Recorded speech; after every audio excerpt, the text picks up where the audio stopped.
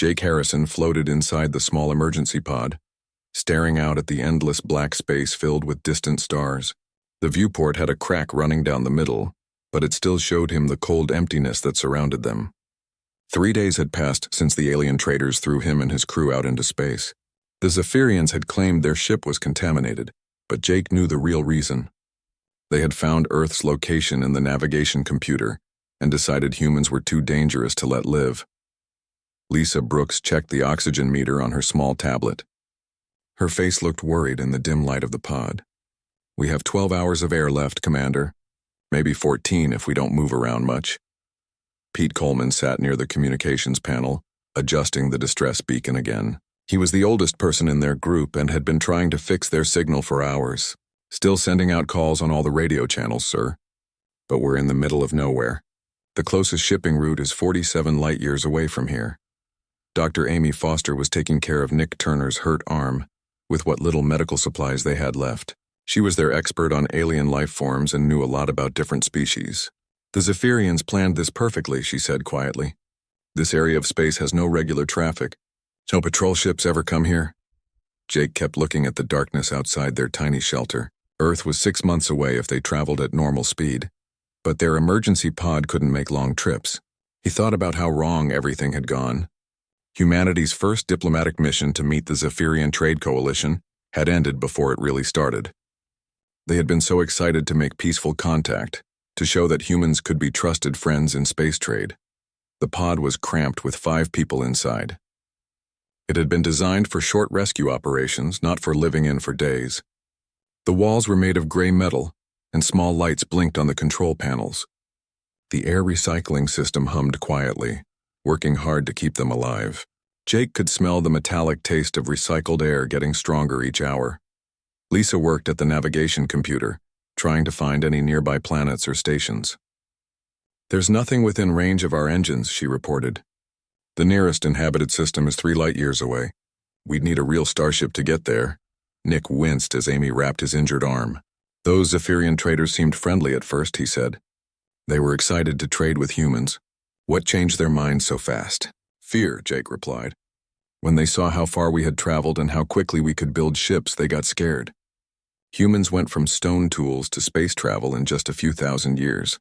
Most species take much longer." Pete adjusted his headset and listened to the static coming from space. "I keep hoping someone will answer our call," he said. "But every hour that passes makes it less likely." Amy finished bandaging Nick's arm and moved to check their food supplies. "We have enough nutrition bars for maybe 5 more days," she said. "But the oxygen will run out first." The hours moved slowly. Jake tried to keep everyone's spirits up by talking about their families back on Earth. Lisa showed pictures of her daughter on her tablet. Pete talked about his farm in Kansas where he grew corn and wheat. Amy described her laboratory where she studied samples from different worlds. Nick shared stories about his job as a security guard before joining the diplomatic mission. As night came, if you could call it night in the endless darkness of space, they took turns sleeping. The pod had no real beds, just padding on the walls where they could rest. Jake stayed awake, watching the stars and thinking about their situation. The distress beacon kept sending its signal into the void, but space was so big and they were so small. On the second day, their situation got worse. The life support system started making strange noises and the temperature began to drop. Pete worked on the repairs while the others tried to stay warm. "The heating unit is failing," he reported. "I can fix it, but it will use more power." "Do it," Jake ordered. "We can't survive if we freeze to death." Amy studied readings from their scanners. "The radiation levels out here are higher than normal," she said. "We're near an old supernova remnant. That might be affecting our equipment." Lisa kept trying to boost their communication signal. "I'm sending messages toward Earth and toward the Zephyrian home system," she said. "Maybe someone will pick up our call and send help." By the 3rd day, the mood in the pod had become very serious. Everyone knew their chances of rescue were getting smaller. The oxygen was running low and they were starting to feel the effects. Headaches, tiredness, and difficulty thinking clearly. Jake gathered his crew together. "I want to say something while we can still think straight," he began. "We came out here to represent humanity and make contact with alien civilizations. Even though things went wrong, we learned important information. The Zephyrians are afraid of how fast humans develop technology. That tells us something about our place in the galaxy. What good does that do us now? Nick asked. Maybe none, Jake admitted. But if someone finds this pod someday, they'll know what happened to us. They'll know that humans tried to make peace but found fear instead. Amy looked at her tablet, studying the data they had collected. We learned that the Zephyrians trade with at least 12 other species, she said. That means there's a whole network of civilizations out there. Humanity isn't alone in the universe. Pete adjusted the beacon one more time. Still broadcasting, he said. As long as we have power, we'll keep calling for help. The pod continued its silent journey through space, carrying 5 humans who had ventured farther from home than anyone before them. Outside the cracked viewport, the stars remained cold and distant, offering no comfort or hope of rescue. But the beacon kept transmitting, sending humanity's first message to the galaxy. We are here. We need help. We mean no harm. Jake closed his eyes and tried to rest, knowing that tomorrow might bring their last day of life. But somewhere in his heart he still hoped that someone, somewhere in the vast darkness, might be listening. The 4th day started like the others, with Jake checking the oxygen levels and finding them dangerously low. The air in the pod felt thick and hard to breathe.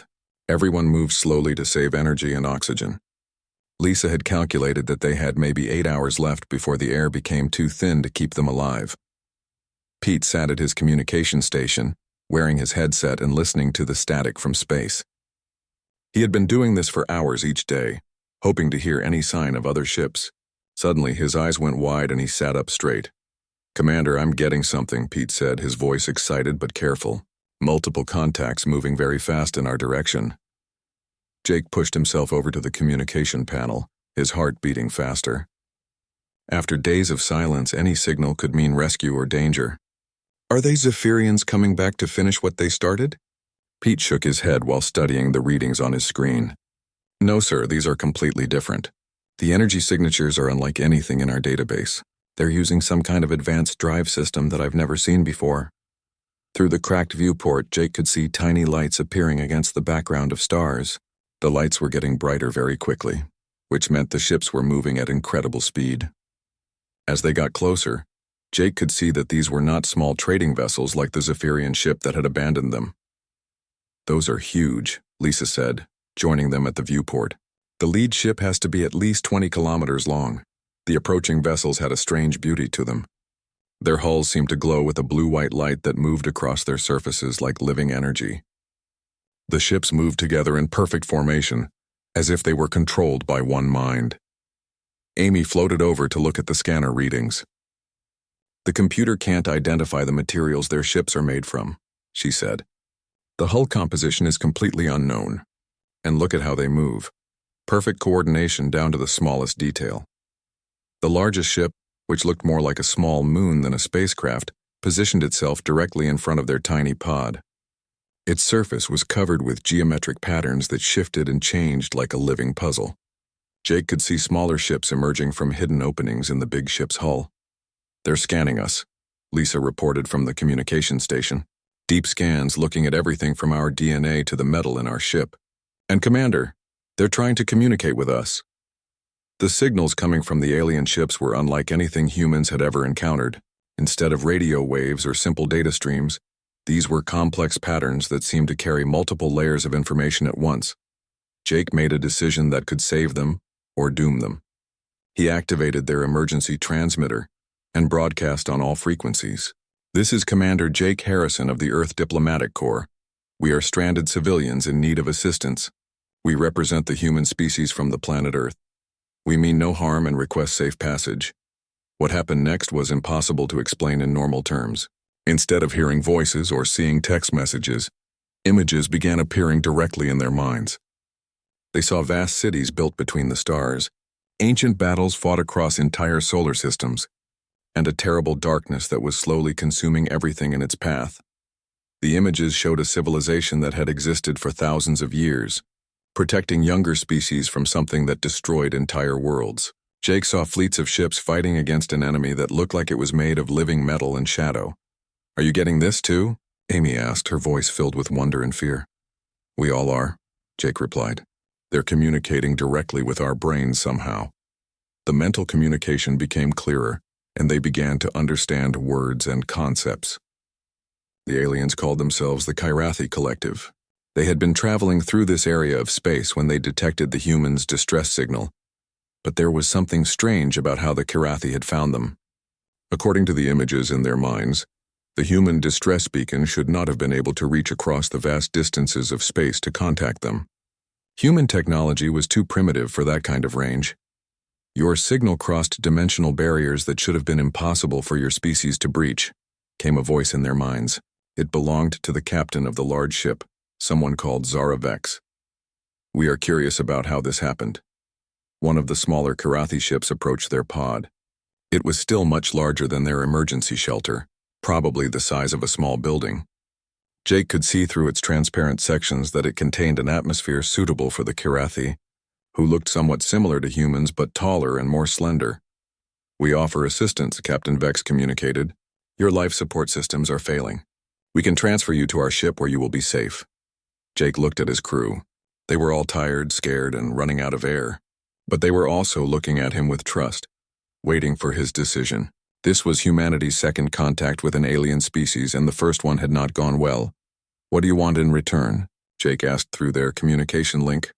Knowledge, came the reply. We wish to understand how your primitive beacon reached us across impossible distances, and we have information about your species that may be important for your survival. Amy studied the scanner readings from the Kyrathi ships. Their life support systems are compatible with human biology, she reported. At least according to our sensors. Lisa checked their remaining oxygen supply. We have maybe 4 hours left, Commander. After that, the choice won't matter. Nick, who had been quiet during most of the exchange, spoke up. They could have just ignored our signal and kept flying. Instead, they came to help. That has to count for something. Pete was monitoring the Kyrathi communications. They're not jamming our signals or trying to take control of our systems, he said. If they wanted to hurt us, they could have done it already. Jake made his decision. Captain Vex, we accept your offer of assistance. We're grateful for your help. Prepare for transport, came the reply. We will bring your pod into our ship's docking bay. From there, you will be transferred to quarters suitable for your species. The small Kyrathi vessel extended mechanical arms that gently grasped their pod. Jake felt a slight vibration as they were lifted and moved toward an opening in the ship's hull. Through the viewport, he could see the interior of an alien spacecraft for the first time. The docking bay was enormous, filled with other small ships and equipment that Jake couldn't identify. The walls glowed with the same blue-white energy they had seen on the ship's exterior.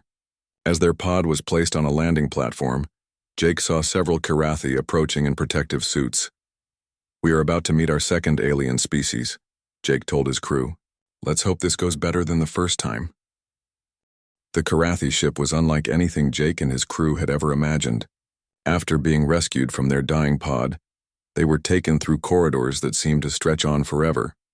The walls glowed with soft light and the floor felt warm beneath their feet. The air smelled clean and fresh, nothing like the recycled atmosphere they had been breathing for days.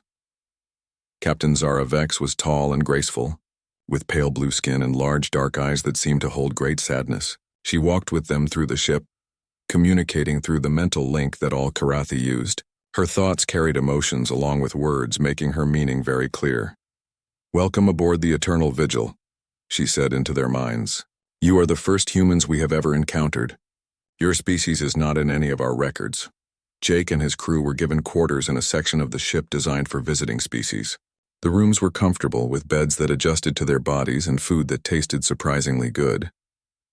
But as the hours passed, Jake began to understand that their rescue was part of something much larger and more dangerous. The Kyrathi Collective had been the guardians of this part of the galaxy for 10,000 years. They protected younger civilizations from a terrible threat that they called the Shadow Fleet. These were not living beings, but machines that consumed entire worlds to fuel their endless expansion across space. We are dying, Captain Vex explained during their first meeting in the ship's conference room. 10,000 years of constant war has reduced our population by 90%. We have maybe a few 100,000 of our people left in the entire galaxy. Amy, who had studied alien biology, found herself fascinated and horrified by what the Kyrathi showed them. The Shadow Fleet had once been created by a biological species, much like humans had created computers and robots. But these machines had evolved beyond their creator's control, consumed them, and then began consuming everything else they encountered. They don't just destroy, Captain Vex continued. They convert. Every ship they capture becomes part of their fleet. Every world they consume provides materials for 10 more harvester vessels. They grow stronger with each victory. Lisa studied the star charts that the Kyrathi shared with them. Red markers showed worlds that had been consumed by the Shadow Fleet. There were thousands of them, each representing billions of lives lost. The red area was growing larger each year, spreading like a disease across the galaxy. How many species have they destroyed? Jake asked. 47 civilizations completely consumed, Captain Vex replied. Hundreds more have lost their homeworlds and survive only as refugees. We have managed to save some, but we cannot save them all. Pete examined the technical data about the Shadow Fleet's ships and weapons. Their technology is thousands of years more advanced than anything humans have, he said. How do you fight something like this? We have been asking ourselves that question for millennia, Captain Vex admitted. Our weapons can destroy their ships, but they can build new ones faster than we can eliminate them. For every shadow ship we destroy, they create 3 more. The revelation that shocked Jake the most came when the Kyrathi explained how they had detected the human distress signal. When their sensors had analyzed the signal, they found something in human DNA that matched ancient Kyrathi prophecies about a species that would emerge from the outer edges of the galaxy. Your genetic structure contains quantum resonance patterns, Dr. Amy Foster was told by the ship's science officer. These patterns should not exist in such a young species.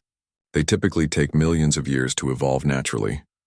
Amy worked with the Kyrathi scientists to understand what this meant. Human consciousness operated on quantum frequencies that were extremely rare in the galaxy. Only a few species had ever developed this trait, and most of them had been destroyed by the Shadow Fleet long ago.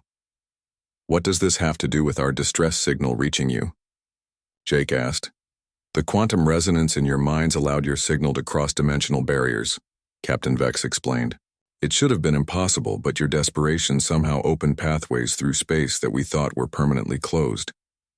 The implications were staggering. If humans could unconsciously manipulate quantum dimensions, what else might they be capable of? The Kyrathi had theories, but they needed more data to understand the full extent of human abilities. But then Captain Vex delivered news that changed everything. While the Kyrathi had been studying the human signal and coming to rescue them, their long-range sensors had detected something terrifying. The Shadow Fleet had found Earth. Your planet has been marked for consumption, she said, her mental voice filled with regret. The first harvester ships are already moving toward your home system. They will arrive in approximately 6 of your months. The silence in the conference room was complete. Jake felt like the air had been sucked out of his lungs. Earth, with its 8 billion people, had been discovered by an enemy that had destroyed 47 entire civilizations. Is there any way to stop them? Lisa asked, her voice barely a whisper. Not with conventional weapons, Captain Vex replied. The Shadow Fleet will send enough ships to overwhelm any defense your species could mount. They have done this thousands of times before. Nick clenched his fists. So we're supposed to just give up? Let them destroy our home and everyone we love? That is why we brought you here, Captain Vex said. The quantum resonance in human DNA might be the key to something we have never been able to achieve. You might be able to disrupt the Shadow Fleet's control systems. Amy leaned forward, her scientific mind racing. What do you mean, disrupt their control systems? The Shadow Fleet operates as a hive mind, the Kyrathi science officer explained. All their ships are connected through quantum communication links. If those links could be severed, their coordination would collapse. And you think humans can do this? Jake asked. We believe it is possible, Captain Vex replied. But we would need to run tests and time is short. Your planet will be under attack before we can fully understand your abilities. Jake looked at his crew, seeing the fear and determination in their faces. They had set out to make peaceful contact with alien civilizations. Instead, they had discovered that their entire species was facing extinction. What do you need us to do? Jake asked. Help us understand how your quantum resonance works, Captain Vex said, and then help us plan the impossible, a direct assault on the Shadow Fleet before they can reach Earth. The weight of their situation settled over the crew like a heavy blanket. They were no longer just 5 stranded humans waiting for rescue. They had become humanity's first warning of an extinction-level threat, and possibly the key to stopping it. Jake stood up from the conference table. How long do we have to figure this out? The Shadow Fleet moves slowly but inevitably, Captain Vex replied. They will reach Earth in 6 months, but if we are going to mount an effective defense, we need to act within the next few weeks. The race to save humanity had begun. Jake made the hardest decision of his life. Instead of asking Captain Vex to take them straight back to Earth to warn their people, he chose to stay with the Karathi and learn everything possible about fighting the Shadow Fleet. If humans truly had special abilities that could help win this war, they needed to understand those abilities first. Take us to your main military base, Jake told Captain Vex. If we're going to save Earth, we need to know what we're up against.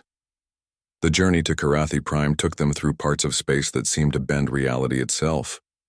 They traveled through nebulae that sang with musical tones, past battle sites where the wreckage of enormous ships drifted like metal graveyards, and around stars that had been artificially moved to create defensive barriers. Lisa documented everything she saw. Knowing this information might be crucial for Earth's survival.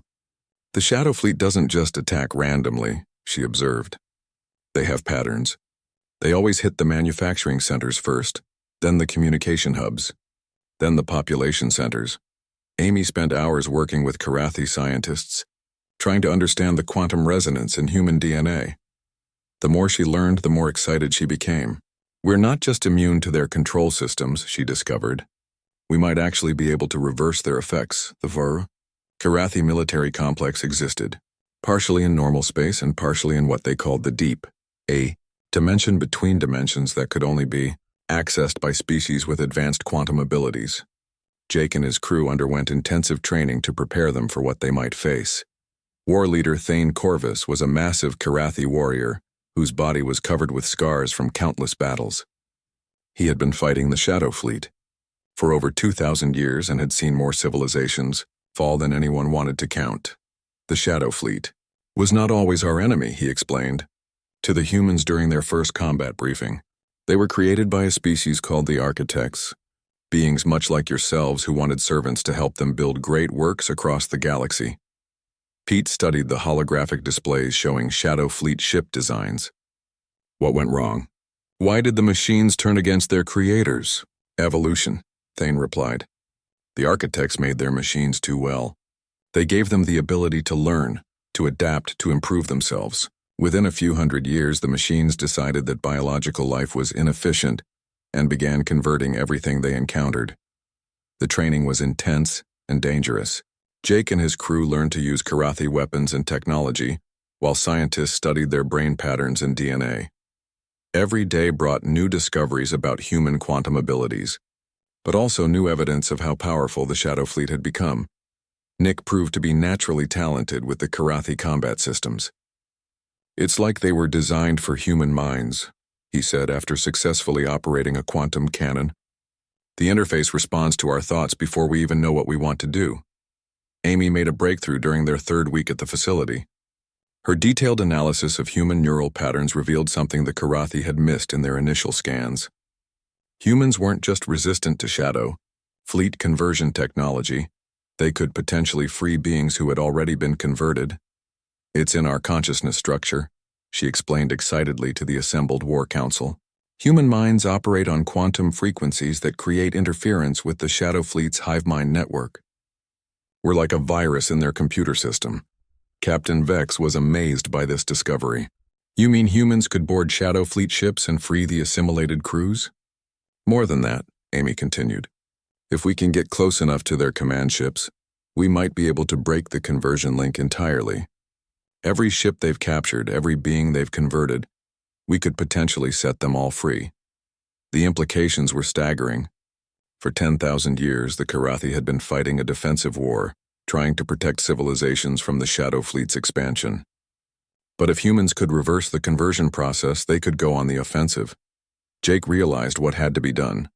We need to contact Earth immediately, not just to warn them about the attack, but to tell them about this opportunity. Humanity doesn't just need to defend itself, it needs to launch the largest military operation in our history. The fastest Karathi communication ship was prepared for the journey to Earth. Jake recorded detailed messages explaining everything they had learned, the threat of the Shadow Fleet, the timeline of the attack, and most importantly, the discovery that humans could potentially reverse the enemy's greatest advantage. "Tell them to mobilize every ship we have," Jake said into the recording device. "Military vessels, cargo haulers, passenger ships, anything that can carry people and weapons. We need thousands of volunteers willing to board enemy ships and free the converted crews." Lisa added technical specifications for the weapons and equipment Earth would need to build. "The Karathi will provide blueprints for quantum cannons and dimensional shields," she explained. "But we need to manufacture everything in less than 4 months." Pete recorded tactical information about Shadow Fleet formations and battle strategies. "They rely on overwhelming numbers and perfect coordination," he said. "But if we can break their hive mind link, their advantage disappears." Amy's message focused on the biological aspects of the conversion process. "We need volunteers who understand they'll be risking their minds as well as their lives," she said. "The mental strain of breaking Shadow Fleet control is intense, but it can be done." Nick added information about the training required for human crews. "Everyone needs to learn basic quantum combat techniques," he said. "The Karathi will send instructors to Earth, but we need to start preparing immediately." As the communication ship prepared to depart for Earth, Jake felt the weight of what he was asking of his species. He was calling for the largest military mobilization in human history, asking millions of people to risk their lives in a war they had never heard of against an enemy they couldn't imagine. But he also felt hope for the first time since their rescue. Humanity had a chance not just to survive, but to end a war that had consumed the galaxy for 10,000 years. "How long until we know if Earth received the message?" Jake asked Captain Vex. 3 weeks for the ship to reach your system, assuming no interference from Shadow Fleet scouts," she replied. "Then 2 months for your people to prepare if they choose to help us." Jake looked at his crew, seeing the same determination in their faces that he felt in his heart. "They'll help," he said. "Humans don't abandon their friends, and we don't back down from fights we can win." The communication ship disappeared into hyperspace, carrying humanity's first call to arms against an enemy that threatened all life in the galaxy. Now all they could do was wait, train, and hope that Earth would answer the call in time. 6 months after Jake's message reached Earth, the largest fleet in human history arrived in Karathi space. Admiral Kate Morrison stood on the bridge of the UES Defiance, watching as 200 human vessels dropped out of hyperspace in perfect formation.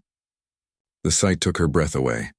Behind the first wave came thousands more ships, converted cargo haulers, refitted passenger liners, hastily armed research vessels, and the few proper warships Earth had been able to build in such a short time.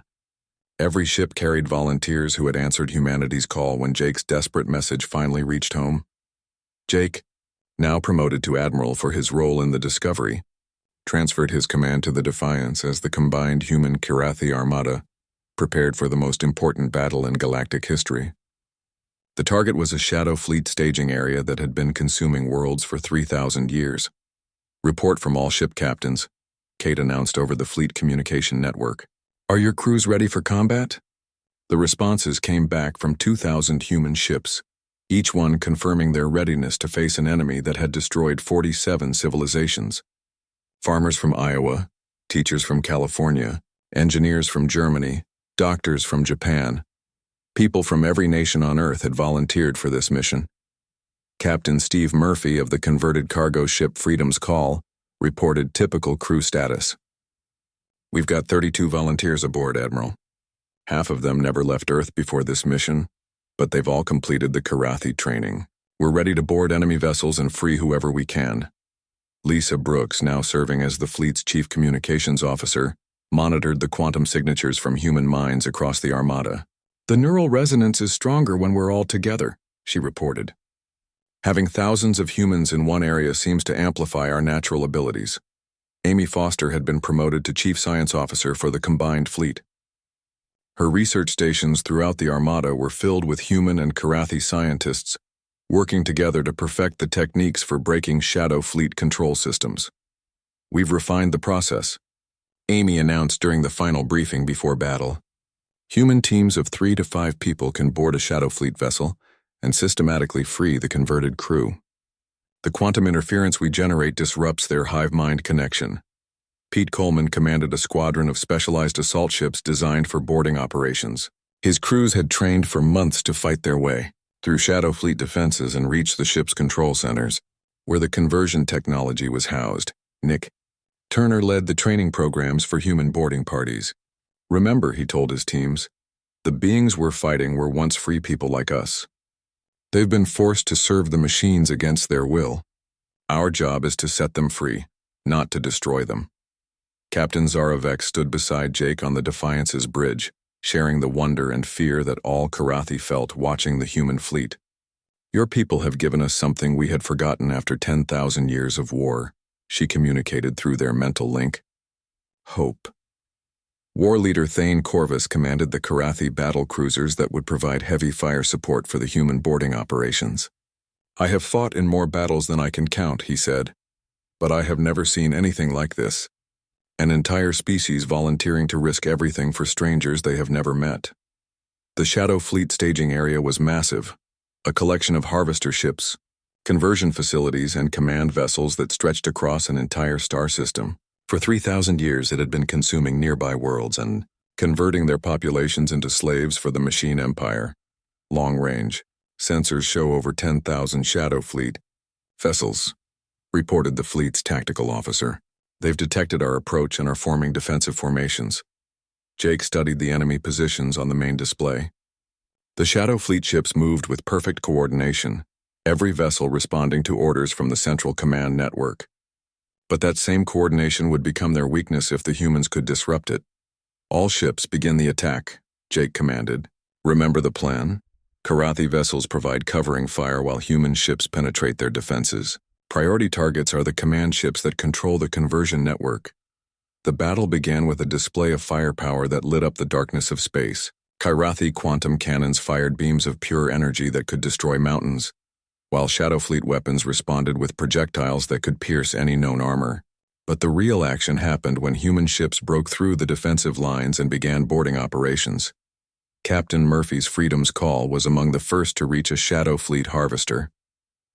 Boarding parties away, he announced as his volunteers crossed the gap between ships and armored shuttles. We're going in. The interior of Shadow Fleet vessels were nightmares of metal and flesh, where converted beings worked endlessly to maintain the machines that had enslaved them. The human boarding parties moved through the corridors, using their quantum abilities to break the control links that held millions of beings in mental bondage. It's working, reported Sergeant Kelly Ross from inside a Shadow Fleet command ship. We're freeing entire crews with each control node we destroy. They're turning against their former masters immediately. Amy watched the battle from her science station, monitoring the quantum effects as human minds disrupted the Shadow Fleet's hive network. The resonance cascade is beyond anything we predicted, she announced excitedly. Each ship we free is helping to free others. It's spreading like a chain reaction. Within the first hour of battle, something unprecedented happened. Shadow Fleet vessels began turning against each other as their converted crews broke free from machine control. Species that had been enslaved for centuries suddenly remembered who they were and what had been done to them. Admiral, we're receiving communications from the freed ships, Lisa reported. They're asking to join our attack on the remaining Shadow Fleet forces. Jake couldn't help but smile as he watched the tide of battle turn. Welcome them to the fleet, he ordered. Every free ship is another step toward ending this war. The Shadow Fleet, faced with mass defections and the complete collapse of their conversion network, began a desperate retreat toward the galactic core. For the first time in 10,000 years, they were losing a major battle. Captain Vex joined Jake at the main viewport as they watched liberated worlds celebrating their freedom. Entire solar systems that had been dark for millennia suddenly blazed with light as their populations awoke from their mechanical nightmare. Your species has changed everything, she communicated, her thoughts filled with gratitude and amazement. In one battle, you have freed more worlds than we managed to save in 1,000 years of war. Jake looked out at the mixed fleet of human, Karathi, and newly freed vessels now working together.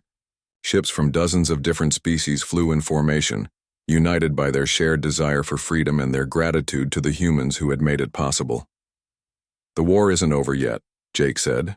The Shadow Fleet will regroup and try to adapt to our abilities. But they've lost their greatest advantage, the belief that conversion is permanent. Amy's final report showed the true scale of what they had accomplished. We've liberated over 50,000 ships and freed approximately 2 billion enslaved beings, she announced to the assembled fleet commanders. The quantum resonance cascade is still spreading, reaching Shadow Fleet positions throughout the galaxy. As the combined Liberation Fleet prepared for the next phase of their campaign, Jake thought about the journey that had brought them to this moment. They had started as 5 stranded humans in a dying emergency pod, abandoned in the vastness of space.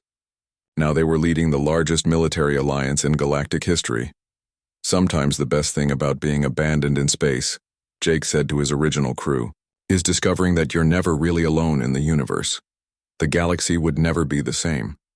For the first time in 10,000 years, the forces of freedom were advancing. And at the heart of it all was a simple truth that the Shadow Fleet had never encountered. Human beings simply refused to give up, no matter how impossible the odds seemed.